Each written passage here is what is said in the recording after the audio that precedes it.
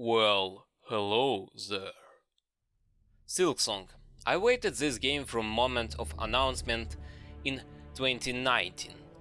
I was one of people who tried to buy this game in day of release. This game gave me mixed emotions. Why? Well, let's try to figure out. I beat this game. I spent around 90 hours in total and even speedrun it in 3 hours. So yeah, I think I have enough experience to talk about it. The first thing what I want to start is graphics. Usually, I don't pay attention to it, but games with unique art style is exception. And Silksong looks better than first game. There is more details and interesting design decisions. Overall, the level of detail in this game is much higher than in first game. Let's start with the good part. Movement. It's better than in first game. But what the hell do I need to unlock a run ability? Without it, game feels even slower than Hollow Knight without dash.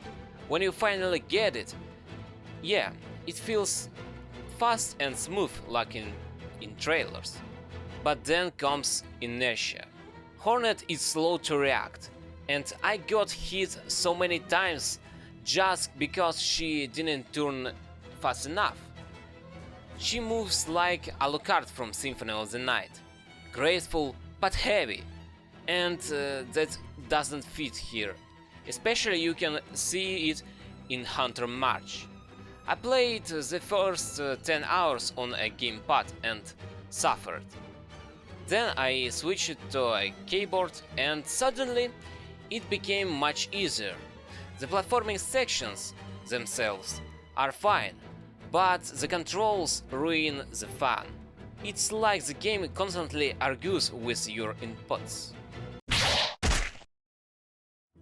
Okay, level design. First of all, why so few benches? Seriously, in the first game they were perfectly spaced. Here they are either miles apart or cost money. So you have to choose, pay here and save, or die and do a massive run back. And you're always broke anyway. And glyphs right after room transitions, whose idea that was? When you enter a room, the game don't read your inputs for a second, and you can immediately fall into spikes. What was the message here? Release the run button before every transition? Run back. I think many of you heard about Girl the Great run back, but what about Lost Judge run back? Just look on this. This is disgusting game design decision. Every time you die, you have to go through the same long run back. Every fucking time! That's not challenging, that's just frustrating. Quests. Most of them is fucking bullshit. Collect X of something, that's the main formula. Of course, there exist some interesting quests. For example, questline of two courier brothers, but they are rare. And then there are Bellheart Catacombs quests, collecting silver bells. What are they thinking? And you know what? In half of times, the reward don't even justify the effort. Let's talk about the new stuff, shards and tools. Tools is different types of weapons, what must help you to kill enemies. Keyword is must, because on start of game, tools is useless bullshit. I do know who in Team Cherry made using tools on magic button plus up, and they have limited charges shown by a red gouge. To refill it you need to sit on bench, and Hornet will spend shards to restore it. Sounds familiar. Yeah, it's literally spirit emblems from Sekiro. I can't understand why Team Cherry repeats the same mistake. Or I know why. but we will talk about it later. New mechanic is Crests. Different Crests have different moveset and different slots for amulets and tools. Some are fun and balanced, others is absolutely broken shit that breaks the game and make you think, why do I need others at all? One of it is the Architect Crest. It gives you 3 tools and lets you to refill them anywhere, anytime. And this is Пиздец! because you can use 3 powerful tools and restore them in any moment you want. Feels like the whole shard mechanic was added just to balance this, but it doesn't help when you can just grind it. Why limited shards is problem? Imagine next situation. You fight the boss, die, and because this was your last shards, you can't more use your tools. And next you play in stop of game. From shards problem we get another problem. In many secrets, instead of really useful items, you can find like 80 shards, and it feels like a mockery. But an even bigger mockery are tools that you can't restore on benches, but only by visiting a special NPC. Just imagine this. You are hard stuck on boss, and after 20 tries you need to go to another part of the map to restore your tool. And of course, not for free. This shit just puts out the gameplay. Double damage. The most bullshit mechanic in this entire game. Enemies deal 2 mask damage, which literally cuts your health in half all the time. It means you need to find 2 masks just to gain 1 health. Why? I forgot to mention, regeneration doesn't work like in the first game. Now 1 heal restores 3 masks, or 4 with special charm, and that's literally the only reason why double damage even exists. In the first game, only a few enemies and bosses, mostly from DLC, dealt double damage. And it was usually from attacks, not from regular hitboxes. But here, I'm surprised whenever I see an enemy that deals normal damage. And the main problem from the first game, attacks with reposition, got even worse here. For example, late game boss Carmelita. About her we will talk later. Let's start in ascending order. Lace. A really cool boss that requires you to feel your distance and react to parries. Savage Beastfly.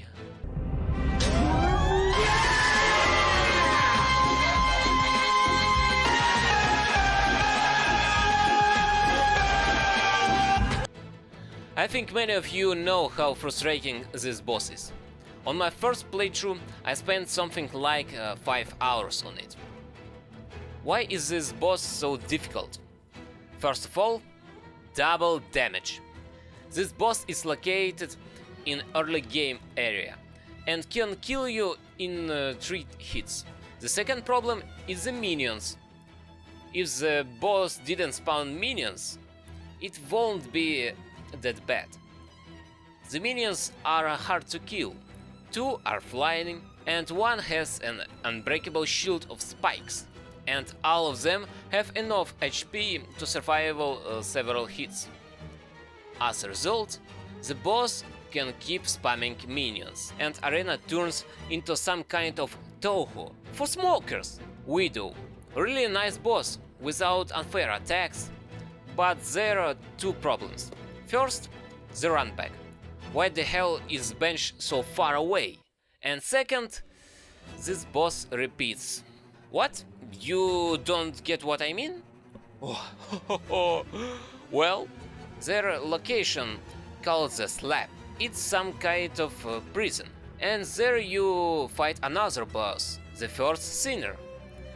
It's basically the slightly harder version of Widow, even the music is same. And you know what? When you die there, you respawn right before entering her arena. Why? Next, Lace, rematch. In the first game you fought Hornet twice, and here we fight Lace twice. It's just a harder version of the first fight. And right here, I realized that tools are OP as hell. You can literally skip the first phase with them. Final boss, Grandmother of Silk. And it's just a copy of Radiance from the first game. Что, блять? Yep. Many of these boss attacks were taken directly from Radiance, slightly reworked, and boom, new original final boss. Блять, не игра, а ёбаный гоп-стоп.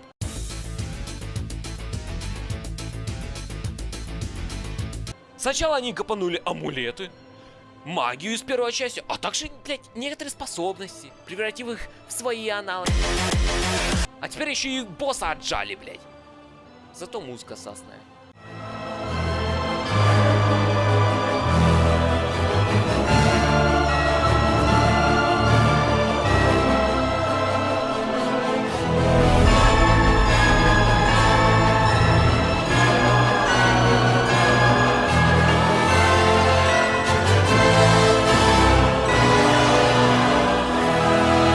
Of course, this boss has some unique attacks, but there are so few of them, it barely matters.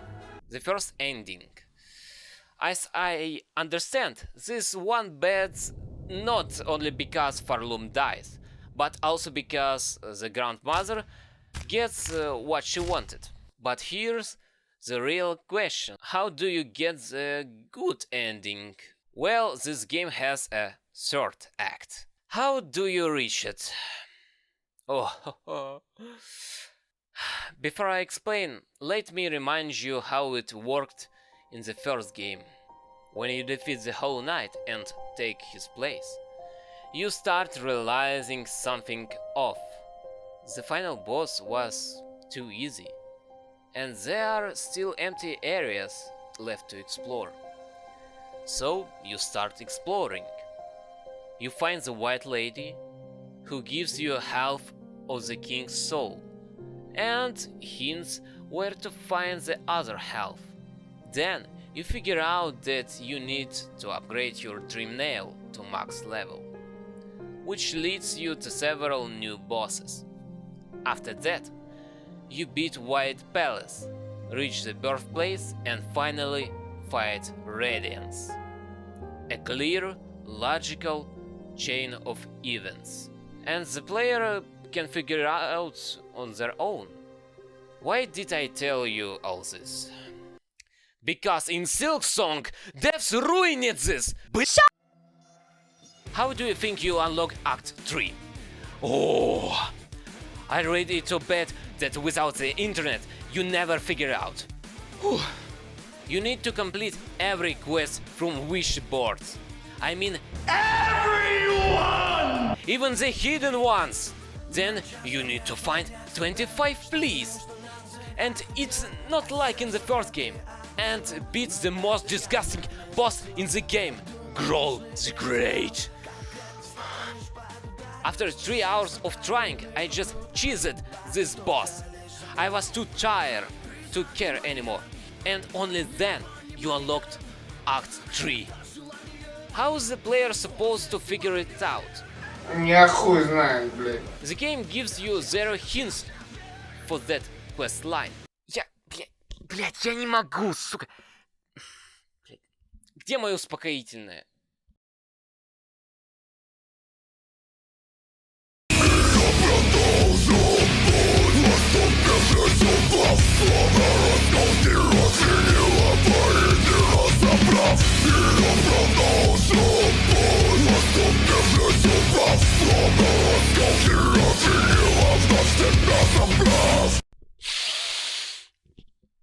Вот так-то лучше. small digression. Not long time ago, I played in Loggery Profile, and it also had not so obvious method for getting NDA, but you can figure out that for this you need to decrease the value of selection in status menu, and that value decrease from specification. But in Silksong, you have literally zero reason to complete all city quest, except 100% playthrough.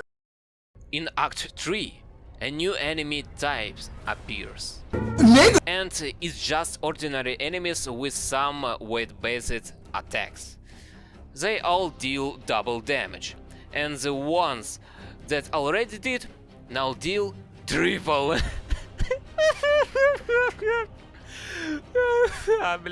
Okay, in this act there are a really cool episode in the Abyss, but it's so short, just like my...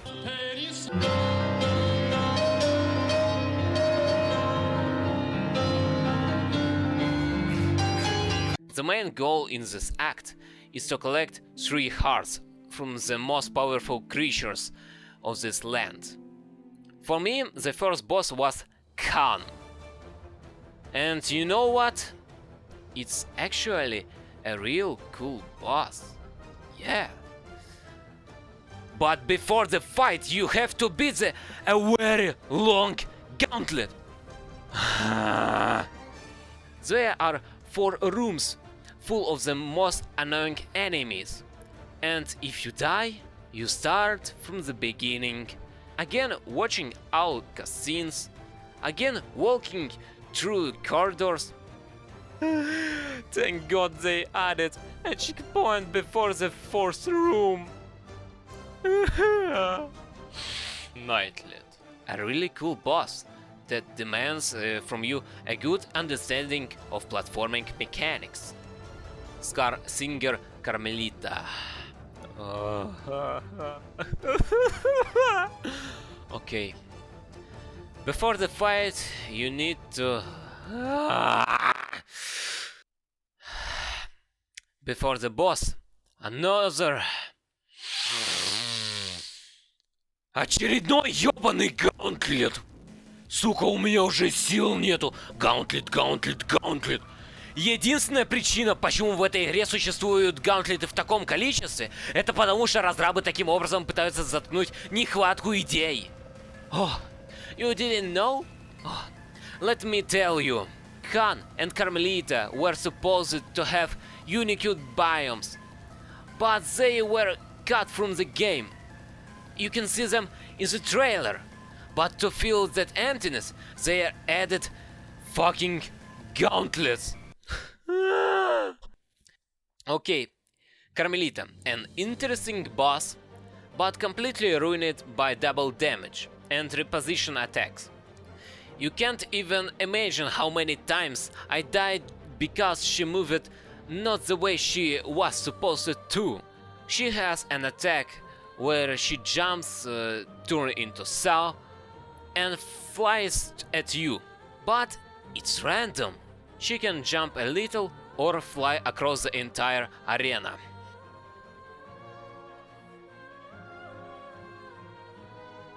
And before every attempt, you have to beat the gauntlet. Every fucking time! And you know what? I can forgive all these problems. Yes, there are critical issues, but I can still admit that the bosses are really cool. But what I can't forgive is what they did with the true final boss. So, true final boss, ladies and gentlemen, and it's a rematch against the Lace. Чего, блядь? This is literally the same boss you fought before. She doesn't even have unique attacks. All of them are just altered versions of old ones. Plus, some attacks copied from any black creatures. I had moments where her attack didn't even touch me, but somehow I got magnetized into the hitbox and took damage. Or attacks that cover half of your screen, that she can perform off-screen. giving you zero time to react. This boss is black on dark background with black tentacles that covers the black boss. This boss fight done sound wrong. Done! I had enough! I will just quote one dude. Wonderful design, restrained by dubious decisions. Music. I won't say it's better or worse, it's just different. In the first game, keyboards predominated. In Silksong, strings predominated. But here's the big problem. Most of this music isn't memorable. Seriously, the only tracks I remember are main theme,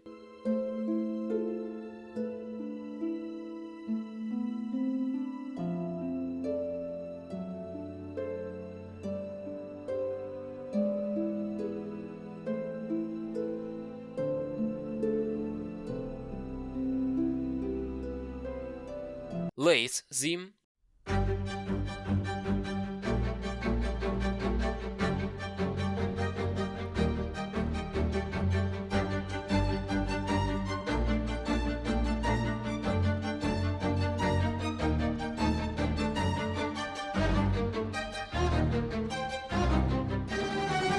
incisive battle because of beats fly.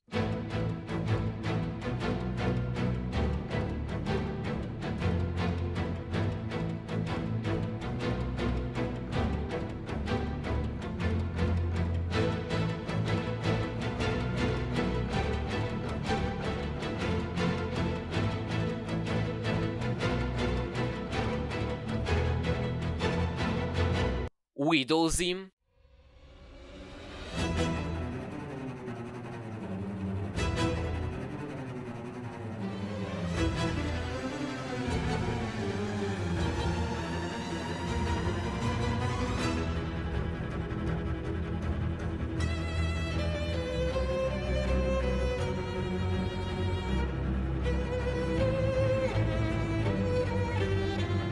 Grandmother Silk theme, and Carmelita theme.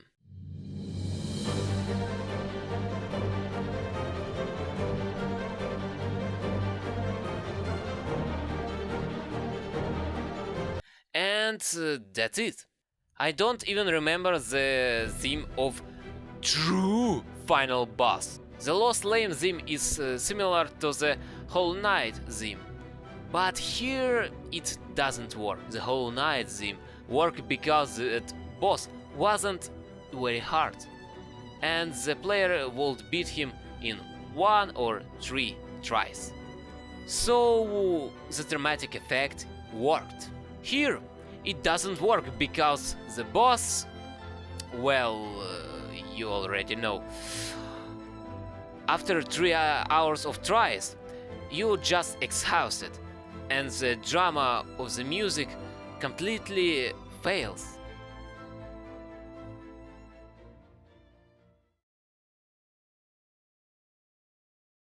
To be honest, Silksong is a not so bad game.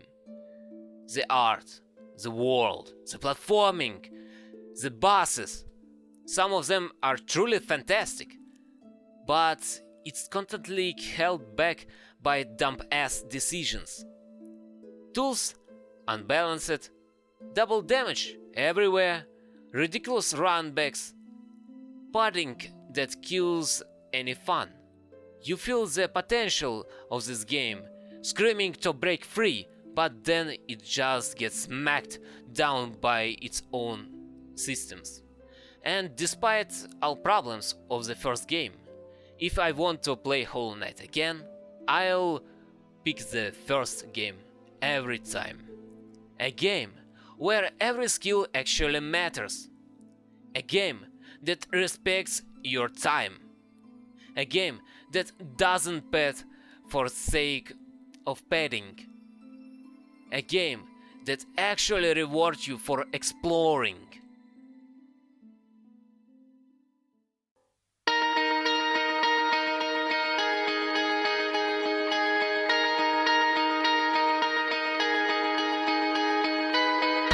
Как в любви, так и на войне. Мириады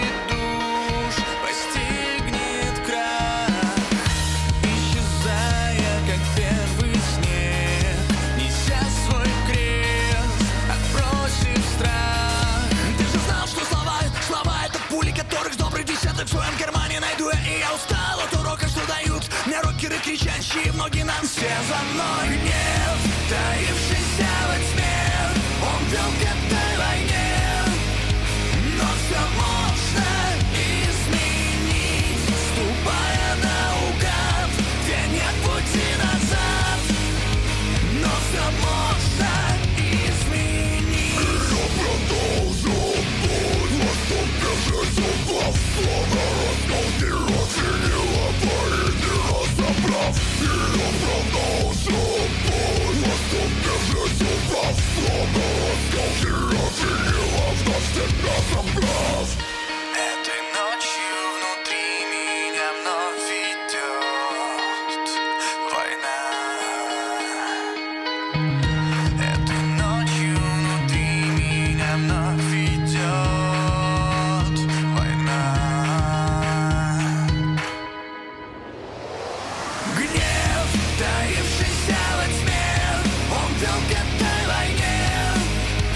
Но все можно изменить, ступая наугад, где нет пути назад. Но все можно изменить, таившийся во тьме, он вел к этой войне. Но все можно изменить, ступая наугад, где нет пути назад. Но все можно изменить.